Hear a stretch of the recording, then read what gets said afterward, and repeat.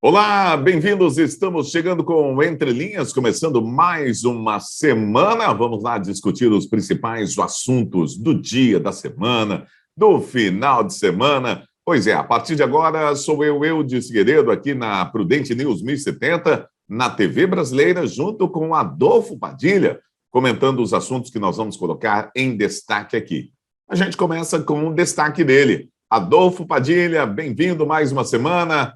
Diz aí qual é o seu comentário para hoje. Fala, amigos da TV Brasileira e da Prudente News. Eu destaque hoje alguns levantamentos que eu estava lendo, né? E é um absurdo, nós precisando de tanto dinheiro faltando para tanta coisa, e a CPI, sabe a CPI, aquela CPI política, aquela CPI comandada por suspeitos de corrupção, comandada por agentes políticos que estão mais enrolados do que papel higiênico. Então, ela já custou para nós, só de rescisão de verbas que eles têm direito, quase 4 milhões de reais. É uma cota parlamentar que eles têm lá para pagar qualquer tipo de despesa por fazer parte da CPI. Uma outra coisa que os brasileiros precisam se pegar é o seguinte: os membros da CPI, além dos seus funcionários de gabinete, eles dispõem de um exército, sabe de quantos servidores públicos? 669 assessores. É um absurdo, gente. Isso é muito mais do que qualquer empresa aí que gera muito mais riqueza e imposto para o Brasil. Vou repetir, eles têm 669 assessores em busca de factoides, de mentiras, para desmerecer o governo, a serviço de um grupo de 7 senadores, né? Toda a CPI compõe isso, mas um grupo ali de líderes de 7 vereadores que só tem a intenção política. Mais nada, não tem mais nada, né? Então, quer dizer, você pega aquele Rogério Carvalho, tem 68 assessores. 68 assessores. É a média deles todos lá quase, né? Tem aquele Rigolfi, que é do Podemos, do Distrito Federal, ele tem 9 e faz o mesmo trabalho, ou que sabe, até melhor, né? E não pediu ressarcimento. Então você vê, tem pessoas e pessoas, por isso que eu sempre digo, a gente não deve generalizar a classe política. Nós estamos mudando, mas precisa mudar mais, né? E uma boa semana para todo mundo, né? Uma boa semana de trabalho para todo mundo. O importante é a gente não desistir. Dificuldade todos nós temos, todo mundo passa, mas desistir jamais. Sorria, que o sorriso ajuda a dar energia para passar os maus momentos. Toca o programa Eudes Figueiredo. E olha só, em dezembro deste ano, o orçamento extraordinário criado pelo governo em razão da pandemia da Covid-19 poderá levar a uma redução de cerca de 25 bilhões de reais da verba destinada à saúde pública para o ano que vem. Nada mais natural, né? Esse dinheiro foi colocado em razão da pandemia e as coisas precisam, de certa forma, voltar ao normal. As despesas em saúde terão que voltar a obedecer o teto de gastos, que limita o crescimento das despesas à variação da inflação do ano anterior. Vamos lá, comentando esse assunto, Adolfo Padilha. Olha, claro que o Covid foi uma despesa extraordinária, né? A pior fase da pandemia se gastou muito em saúde. É óbvio, quando você monta um orçamento, você prepara um orçamento, você tem que preparar ele, pelo menos no organograma documental, técnico, com a verba que você tem disponibilidade, né? Então não dá para afirmar nada que vai faltar dinheiro para a saúde, porque com certeza não vai. Não faltou agora durante a pandemia em menor severidade, mas ela continua. Só que tem que se enquadrar dentro daquilo que está previsto no orçamento, né? As verbas que foram gastas na saúde, verbas extraordinárias, retiradas de um monte de lugar, nem a gente sabe de onde tinha tanto dinheiro, né? Sem corrupção o dinheiro apareceu que nem enxurrada, e assim vai continuar. Claro que o ano que vem, por alguma necessidade, né, a gente precisar de mais dinheiro na saúde, vai ter. Vocês não podem esquecer que várias cirurgias seletivas foram canceladas, elas vão começar a vir a acontecer todas, para aqueles que conseguiram sobreviver sem a falta dela, né, com a falta dela, porque teve muita gente que se complicou com esse negócio exagerado do fique em casa. Essas cirurgias, elas vão começar a reaparecer numa demanda muito maior, porque ficaram aí um ano e meio sem acontecer. Isso vai gerar mais custo, principalmente pelo SUS, Mas eu tenho certeza e convicção que isso não vai deixar faltar dinheiro para a saúde. Existe sim uma programação orçamentária que ela tem que ser respeitada dentro do teto de gastos. E assim tem que ser feito. Não tem como fugir disso. Mas eu não creio que, ao necessitar de dinheiro para a saúde, o governo que durante a pandemia não deixou faltar, né, não terá dúvida em recorrer a verbas extraordinárias, decisões junto ao parlamento imediatas para socorrer a população. Tomara que não, né? Mas se for necessário, dinheiro não vai faltar. Muito bem, olha, o ex-presidente Lula admitiu que a esquerda está fragilizada no Congresso Nacional e disse que os petistas precisam mostrar como as pessoas têm que votar para que o partido seja maioria. O raro surto de sinceridade aconteceu durante um evento da militância petista em São Paulo, realizado no final de semana. Luiz Inácio Lula da Silva reclamou do número de apoiadores do presidente Jair Bolsonaro que estão conseguindo vagas no Legislativo. Para ele, a atual composição do Congresso é a pior dos últimos 100 anos, do ponto de vista ideológico. Vamos lá, comentando esse assunto, Adolfo Padilha, o Lula está reconhecendo aí que está com a sua esquerda fragilizada. O momento de lucidez do Lula ou a falta de cachaça? Qual dos dois será que foi? Ter momentos de lucidez publicamente assim é meio complicado, né? O Lula já demonstrou que não tem muito. Aliás, ele, a turminha dele, acredita muito no Datafolha, nas pesquisas do UOL, nas pesquisas da Globo. E então ter esse momento de lucidez é meio complicado. Talvez tenha sido a falta da cachaça, quando ele afirma que a esquerda realmente perdeu mais do que a metade no parlamento e que a esquerda está fragilizada no parlamento, que não é constatar a verdade, coisa que o PT não é acostumado muito a fazer. O PT não é um partido adepto às verdades, né? Eles são adeptos às verdades deles, aquilo que eles pensam, aquilo que eles querem, aquilo que eles fazem, né? Com as bandeiras que eles fingem defender, e com isso tivemos aí nos 16 anos do PT o maior rombo público da história desse planeta. E lógico que derrete. Agora o que me chama a atenção é a colocação dele, né? Como ele reclama do excesso de ex-militares, do excesso de ex-delegados, né? E ainda afirma que qual é o compromisso dessa gente com as aspirações que nós petistas temos. Com certeza a maioria deles não é a mesma aspiração que o Lula, nem que a turma do Lula, que é se apropriar da coisa pública e se enriquecer com a coisa pública. Mas essa é a realidade dos fatos. O que não é a realidade dos fatos, e ainda falta ele admitir, mas aí vai precisar faltar muita cachaça, que as pesquisas são altamente provocadas e são hoje o maior fake news da televisão, que republica essas pesquisas do Datafolha, colocando ele como favorito nas próximas eleições, coisa que está muito, mas muito longe de acontecer. Deram um tiro no pé com isso. Por quê? Criaram essa narrativa para forçar uma terceira via, apostando na racha dos eleitores do Bolsonaro. Bolsonaro perde eleitor? Perde, claro que perde, todos nós perdemos, todos eles perdem. Mas dizer que perde metade ou perde uma grande parte, não, isso não é verdade. Só que a terceira via não emplacou. Com isso fica o Lula, o Datafolha e a Globo apostando no fake news que a terceira via cresce, apostando que a possibilidade da terceira via é real, o Lula no sentido de que com a terceira via tira fora do jogo o Bolsonaro, e a oposição do Bolsonaro que com a terceira via vence o Lula. Agora só falta um detalhe, Eudes Figueiredo, é combinar com o povo. Só está faltando esse detalhe. Ok, é isso aí. Nós voltamos já já, daqui a pouco depois do intervalo, com mais informações, 3 mais notícias aqui para a gente discutir. Prudente News, aqui na TV Brasileira, na Prudente News, no Entre Linhas, na TV Brasileira.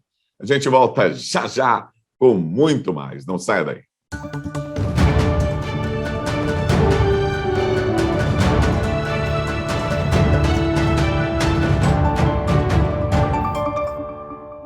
Olá, já estamos de volta com Entre Linhas, aqui na Prudente News e também na TV Brasileira.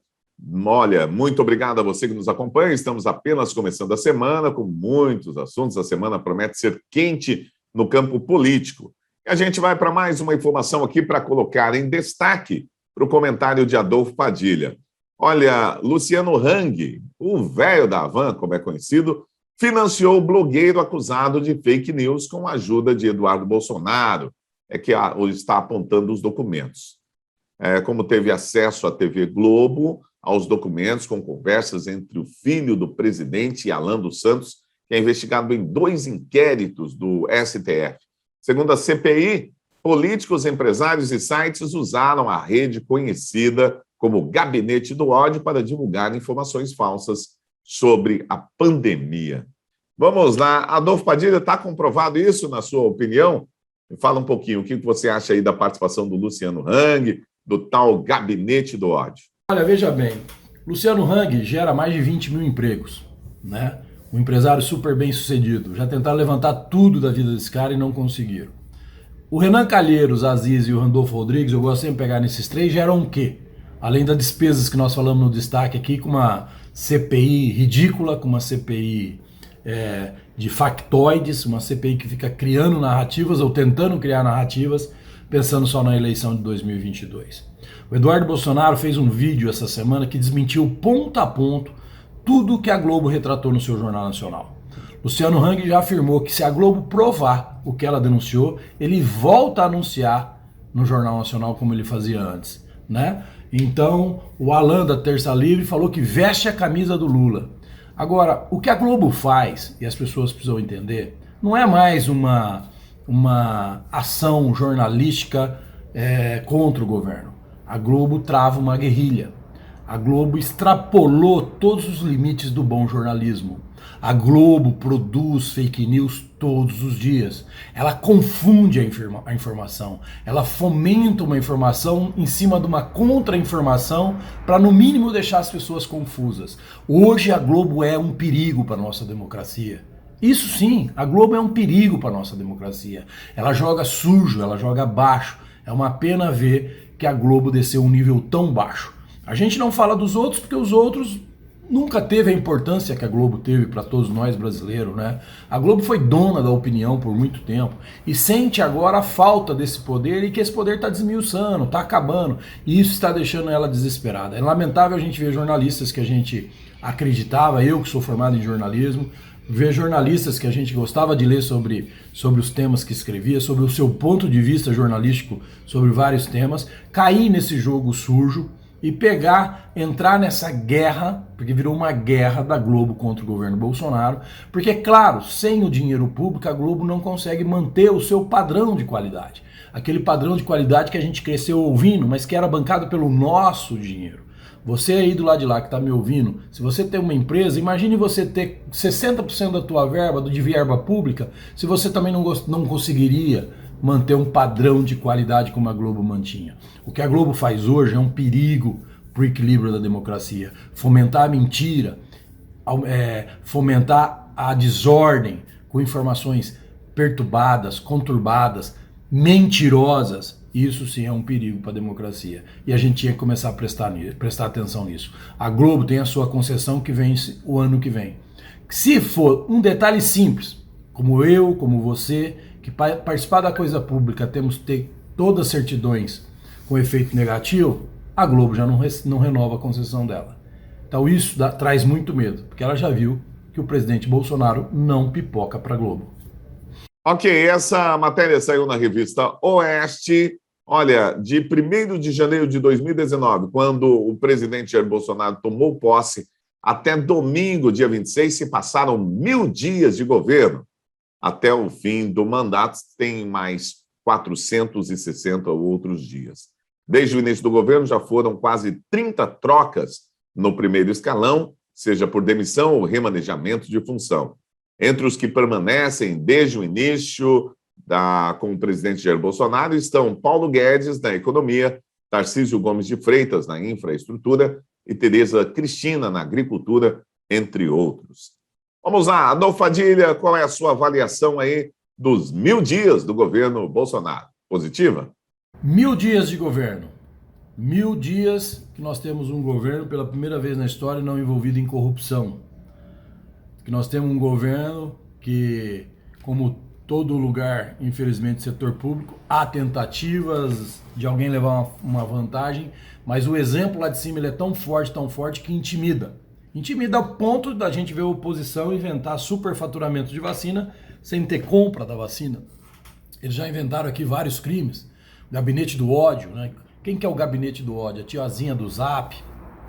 Eu faço parte do gabinete do ódio, né? Porque se eu sou apoiador do governo, como sou e falo aqui sem problema nenhum, até que esse governo me prove ao contrário sobre corrupção, por exemplo, eu faço parte do gabinete do ódio. Você aí que está me ouvindo, que apoia o governo Bolsonaro, que espalha por WhatsApp as notícias do governo Bolsonaro, você faz parte do gabinete do ódio. Então eles inventaram o crime que não existe, que é do fake news. Que no Código Penal nós temos lá calúnia, difamação. Se alguém se sentir ofendido por isso, basta fazer um boletim de ocorrência e procurar os seus direitos. Eles inventaram o gabinete do ódio, coisa que não existe. Gabinete paralelo, coisa que também não existe. Não tem como gabinete paralelo. Qualquer ser humano tem aquele grupo de amigos que confia mais, que fala mais. O presidente não pode ter, né, especialistas que fora da sua área de atuação do governo aconselham o presidente, né? O Lula tinha, né? O Fernando Henrique tinha, todo mundo teve, a Dilma tinha, só o Bolsonaro que não pode ter. Então são 1000 dias sem corrupção comprovada. 1000 dias onde está sobrando dinheiro. São 1000 dias de um governo que termina obras que outros não terminaram, coisa que a gente nunca viu na história desse país. São 1000 dias lutando todos os dias contra mentiras, contra narrativas produzidas, pior, mentiras e narrativas produzidas por quem não tem credibilidade moral nenhuma de cobrar alguma coisa de uma outra pessoa. Mas a vida que segue. 2022 está aí, o governo vai para a reeleição e vença aquele que o povo quiser. Não a urna, o povo quiser. E vamos aguardar. Muito bem, vamos lá para a última notícia de hoje. Olha, o mundo ainda continua discutindo sobre lockdown, vacinação obrigatória. No final de semana, a cidade de Melbourne, uma das maiores da Austrália, voltou a registrar um protesto contrário às medidas de lockdown. A vacinação obrigatória contra a Covid-19 também. A polícia prendeu manifestantes alegando desrespeito às normas sanitárias.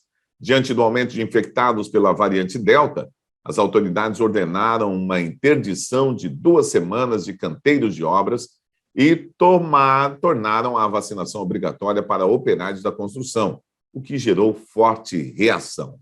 Vamos lá, Adolfo Padilha.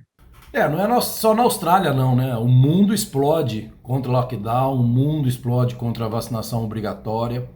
Eu sempre digo aqui o seguinte, né? A gente vê algumas colocações aí. O lockdown foi provado que foi um tiro no pé. Estourou com a economia, acabou com os empregos, custou muito caro. A vacinação, ela sempre foi emergencial. Não se produzia uma vacina com garantia 100%, como alguns querem pregar ou falar, em tão pouco prazo. Mas a vacina, ela é um importante instrumento contra a pandemia, como o tratamento preventivo. Os dois são importantes.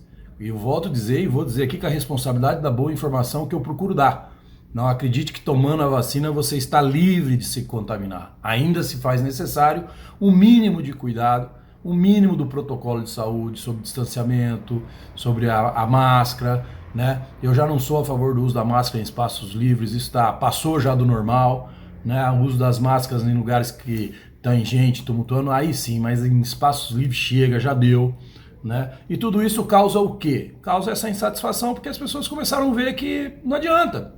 Gente, muita gente que tomou as vacinas veio a falecer, infelizmente. Outras, a vacina fortaleceu. É como o tratamento preventivo, a mesma coisa. Muitos se salvaram, outros não adiantou nada.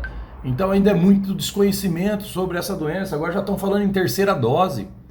Antes era 1 dose, depois virou 2, agora é 3 doses. Né? Agora se discute que criança não pode tomar. Né? Que uma outra vacina que a gente aqui acha que é muito boa está dando taquicardia, também não adianta para algumas pessoas. Ou seja, eu sempre disse e vou reafirmar aqui com muita responsabilidade, o pós-pandemia vai matar muito mais do que a pandemia matou. Escrevam isso. Vai matar, infelizmente, muito mais gente do que a própria pandemia.